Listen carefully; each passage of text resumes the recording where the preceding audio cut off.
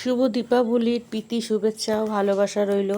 দেখতে দেখতে আমাদের দীপাবলি শুরু হয়ে গেল। আজকে ধনতেরাস, কালকে ভূত চতুর্দশী, তার পরের দিন হচ্ছে দীপাবলি। তা দীপাবলিতে তো সবার বাড়িতেই লক্ষ্মী পুজো হয়, মানে সবার বলতে যাদের আছে, যাদের মধ্যে লক্ষ্মী পুজোটা আছে তারাই লক্ষ্মী পুজোটা করে। আর কোজাগরী লক্ষ্মী পুজো আমাদের বাঙালিদের প্রত্যেক ঘরে ঘরে হয়।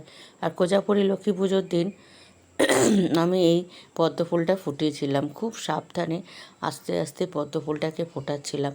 পদ্ম ফুলের কুঁড়িটা যেহেতু বাজার থেকে কিনে আনা, সেই পদ্ম ফুলটা আস্তে আস্তে করে ফুটিয়ে ঠাকুরের সামনে মা লক্ষ্মীর পায়ের কাছে দিতে হয়। মা লক্ষ্মী খুব পছন্দ করে পদ্ম ফুল। পদ্ম ফুল ছাড়া মা লক্ষ্মীর পুজো হয় না। মা লক্ষ্মীর খুব প্রিয় ফুল পদ্ম ফুল।